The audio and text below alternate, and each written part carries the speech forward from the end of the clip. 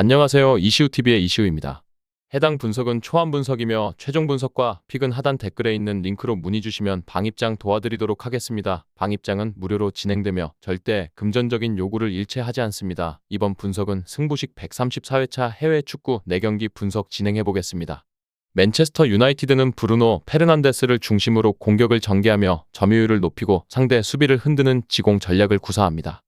최근 첼시와의 경기에서도 1대1로 팽팽한 접전을 펼치며 전반적인 경기 운영에서 우위를 점했으나 공격진의 결정력 문제는 여전했습니다. 마커스 레시포드와 알레한드로 가르나초는 기회를 자주 만들어내지만 마무리에서 다소 아쉬움을 남겼고 공격의 또 다른 축인 라스무스 호일룬도 아직 완전한 컨디션을 회복하지 못해 파옥의 밀집 수비를 돌파하는데 어려움을 겪을 수 있습니다.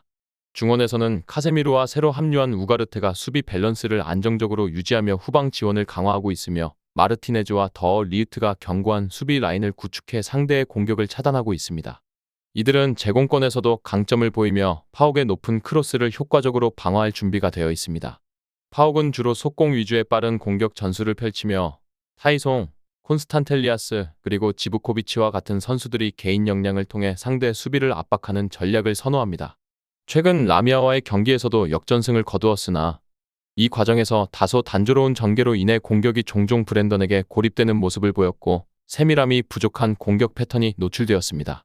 콜리와 캐디조라가 중심이 된 수비 라인은 공중볼 장악력이 뛰어나며 카마라와 슈밥의 적극적인 수비 가담을 통해 밀집 수비를 견고하게 유지할 수 있어 맨체스터 유나이티드의 공격을 일정 부분 차단할 수 있을 것으로 예상됩니다. 전체적으로 맨유가 경기를 주도하며 파옥 진영을 압박할 가능성이 큽니다. 파옥은 역습을 통해 맨유의 후방을 노릴 것이지만 공격 전개에서 세밀함이 부족해 맨유 수비를 흔들기에는 한계가 있을 수 있습니다. 맨유가 우위를 점하면서 승리를 가져갈 가능성이 높으나 파옥의 수비적인 태세로 인해 경기는 다득점보다는 소수의 득점 차로 끝날 가능성이 큽니다. 아약스는 주로 4-3-3 포메이션을 사용하며 짜임새 있는 점유율 축구를 통해 공격을 전개하는 스타일을 유지합니다. 특히 미드필더진의 고추와 베르하위스가 중심이 되어 유기적인 패스 플레이와 빠른 빌드업을 통해 상대 수비를 흔드는 데 능숙합니다. 최근 에인트호벤과의 경기에서 3대2 승리를 거두며 경기 흐름을 안정적으로 운영하는 모습을 보여주었고 이번 경기에서도 이러한 경기 주도력을 유지할 가능성이 큽니다.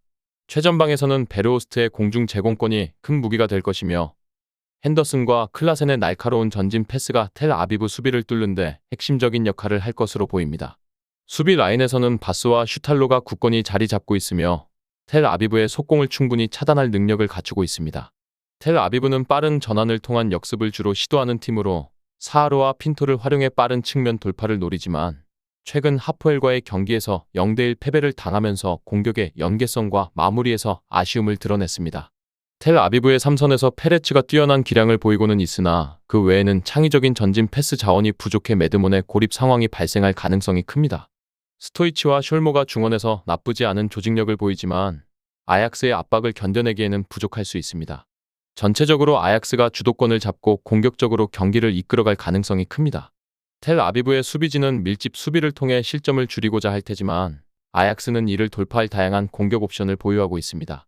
텔 아비브는 제한된 공격 자원으로 인해 다득점이 어려워 보이며 경기 양상 또한 아약스의 일방적인 공격으로 이어질 가능성이 큽니다. 결과적으로 아약스가 승리할 가능성이 높으며 득점 수는 제한적인 언더 경기 양상이 예상됩니다. 이 외에도 다른 축구 분석과 야구 분석 및 종합픽이 궁금하시다면 하단 고정 댓글 링크로 문의 주세요. 라치오는 4-2-3-1 포메이션을 바탕으로 한 안정적인 점유율 기반의 전개를 통해 공격을 만들어가는 팀입니다. 특히 타바레스와 자카니가 측면에서 활발한 움직임을 보이며 공격을 이끌고 디아는 중원에서 창의적인 패스로 전방을 지원해 지공의 핵심 역할을 담당합니다. 이들의 조율 덕분에 최전방 공격수 카스테야노스는 꾸준히 득점 기회를 얻고 있으며 라치오는 공격과 수비 전반에서 유기적으로 연계된 모습을 보입니다. 최근 칼리아리와의 경기에서 2대1 승리를 기록하며 안정된 경기 운영을 보여주었고 팀 전체의 조직력과 연계 플레이가 돋보였습니다. 수비 라인에서는 로마뇰리와 힐라가 탄탄한 콤비네이션을 이루고 있습니다. 이들은 제공권과 스피드에서 균형을 갖추고 있어 상대의 공격을 효과적으로 차단할 수 있는 능력을 지니고 있습니다. 또한 로벨라와 귀행두지가 중원에서 수비에 적극적으로 가담하며 포르투의 강한 공격을 상대로 안정적인 수비 라인을 유지할 가능성이 높습니다. 한편 포르투는 공격적인 플레이 스타일로 유명하며 특히 페페와 비에이라, 갈레누를 중심으로 전개되는 빠른 패스 플레이와 유기적인 움직임을 통해 강력한 공격을 펼칩니다. 최근 에스토리를 상대로 4대0 대승을 거두며 막강한 득점력을 과시했으며 최전방에서는 오모르디온의 연계 플레이가 빛을 발하며 공격의 흐름에 활력을 불어넣고 있습니다. 포르투의 수비는 페레조와 잘로가 중앙에서 안정감을 주고 있으나 측면에 배치된 모우라와 페르난데스는 웬델과 사누시의 부재로 인해 수비력이 다소 불안정해 보입니다. 특히 대인 방어에서의 허점이 드러날 가능성이 있어 라치오의 측면 돌파와 공격 압박에 취약할 수 있습니다. 두 팀 모두 점유율을 높이는 공격 전개를 지향하지만 라치오가 수비 밸런스 면에서 좀 더 안정된 모습을 보일 것으로 예상됩니다. 포르투는 측면 수비의 불안정함 때문에 라치오의 공격을 막는데 어려움을 겪을 수 있으며 경기 결과는 라치오가 근소한 차이로 우위를 점해 승리를 거둘 가능성이 높아 보입니다. 알크마르는 미지난스를 중심으로 한 점유율 높은 공격 전개를 선호하는 팀으로 중원을 장악하며 상대 진영을 서서히 공략하는 방식을 취합니다.